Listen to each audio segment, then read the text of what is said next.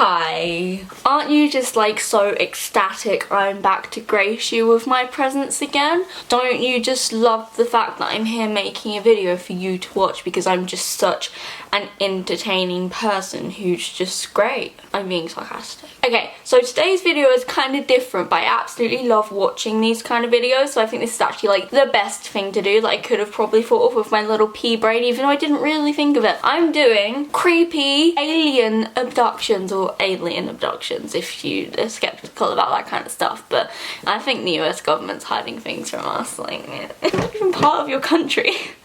Before I start, this is a collaboration with my friend Ben on YouTube. I still don't know how to pronounce his last name, so I'm just gonna write it here. He's a very good friend of mine. We've become very good friends recently, and I love his channel. I could say that I'm living for it, and I think he's very funny, and he is doing creepy murders and things like that, I think. Yeah, that's gonna be awkward if he's not, but yeah. So please go to his channel and watch his video and subscribe to him, even though he's got more subscribers than you do. And I hope you enjoy this video, because let's get started, because you're probably bored already. The first alien abduction I am going to be telling you about today is called the Whitley Streiber abduction. I'm not sure if that's how you pronounce his name. I'm sorry if I pronounced your name wrong. This guy called Whitley was already like a sort of like a renowned author, and he wrote about UFOs and aliens and all his like speculations and stuff. But one night in 1985, Whitley was alone in New York in an isolated cabin. Like, that's scary. Like, I'm scared to be in my house on my own, and I live in like the most busy place. Like, there's so many people around. Like, I'm literally scared to be in my house on my own. I don't know how one sleeps in an isolated cabin. Boy, when one night he was awoken by his alarm. And when I first read this, I thought like the alarm on his phone. And then I realised the phones weren't really a thing in 1985, like actual, you know, iPhones with alarms on them. So I felt like such an idiot, and I just thought I'd include that because me. So I'm assuming, because it doesn't like specify, I'm assuming this is his house car. House car? I'm assuming this is his house alarm, or his car alarm if he has a car. Were cars invented? I don't know. Stop being an idiot, Kira. So he rushed outside to see what was causing the alarm to go off, obviously, which must have been terrifying considering he was in an isolated cabin. And when he opened his door, he was greeted by a creature. A tall, motionless creature. And this is the picture they use on the website to describe this tall, motionless creature. Yeah, like, I'd actually probably get diarrhea right there.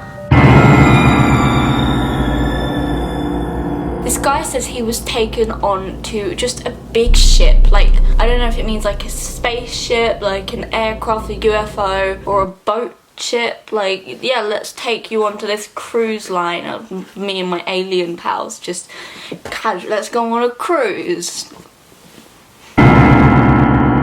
But while on the ship, they restrained him, and he said that they put really long needles directly into his brain. What could you possibly extract from a brain? And what do you get out of putting a needle in someone's brain? You can just look at it to know what the texture's like. And also, did they go up through his nose?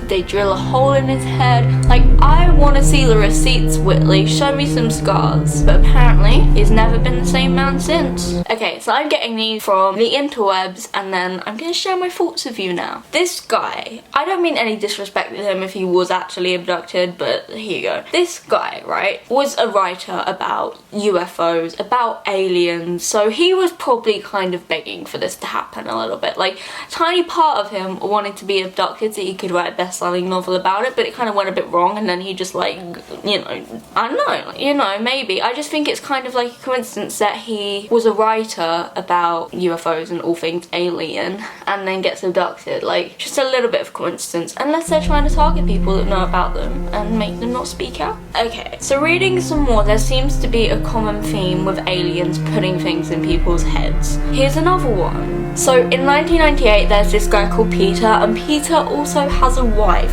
So he can't be that insane if someone wants to marry him. So I'm gonna take his experience a little bit more heavily. I'm joking. And they spotted these lights in the sky, and I'm assuming they were strange lights of some sort. You know, the kind of lights you don't expect to see in the sky, because the only lights that you could really see in the sky, stars, the sun, maybe the odd plane.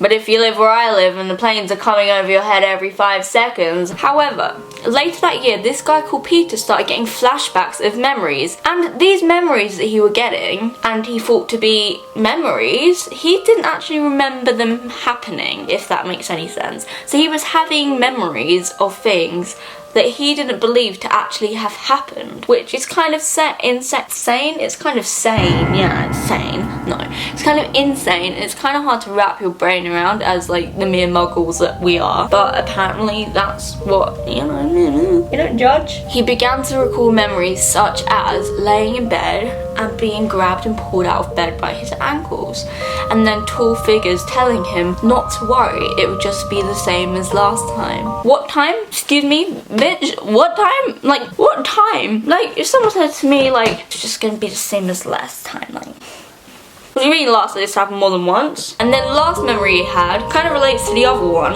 was someone aiming a needle at his head. And this whole thing with the needles and the head kind of makes me believe it maybe a tiny bit more, because they're all getting needles aimed at their head. And these events happened back in the 80s, where they didn't really have access to the internet, so they couldn't really access these like alien abduction stories that easily, like as easily as I can. So I read something that kind of makes sense, and it says, in most alien abductions, like the ones previously mentioned, the abductee seems to be returned to Earth pretty safely, which could be like a reason that they're making it up, you know, like where's the evidence, where's the receipts, you know, we should get Kim Kardashian involved in this, you know, evidence, you know, she probably got some evidence of some aliens in that phone somewhere, you know. But in this story, the guy was never seen again, no trace of him. So one night, on the 21st of October 1978, a guy called Frederick was flying over Australia. He was a pilot, and that really freaked me out because that was like my birthday, but 22 years prior, you know, but still scary. Now he was training off of the southeast of Australia when all of a sudden he was like in his little plane just like flying along, you know, and he gets someone over his radio thing saying there is like an unidentified object flying above your aircraft about 1,000 feet above, and like 1,000 feet's a lot of feet, you know, like, and it's overshadowing him. Then he looks up and says that the craft thing that was above him was circling his own, and it was like emitting a green light, which was like really weird and like really creepy and like really weird. And all of a sudden he starts experiencing engine problems. So the guys on the radio asked Frederick to, you know, describe the aircraft, tell us what it looks like, so we know, you know, it might be like the USSR flying over, you know, I mean, I doubt it might be North Korea. When Frederick says the most terrifying thing in the world, it's not an aircraft. What is it then?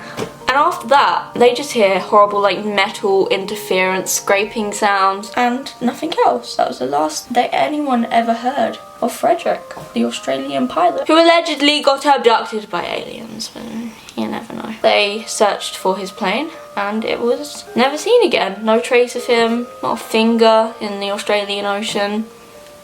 Nothing. Never seen again. Dumb. And that kind of terrifies me. So yeah, they were 3 really kind of scary, terrifying alien abduction stories. If you guys like these kind of videos, then please tell me and I'll do some more of them, like abductions, you know, maybe I'll dabble in conspiracy theories, I don't know. Because I do love conspiracy theories, like I spend a lot of time reading up on conspiracy theories, even before they were a thing, like I'm such a hipster. And yeah, I wouldn't take these too seriously, as they're just stories I found on the internet, and of course everything on the internet is true, isn't it? Like everything.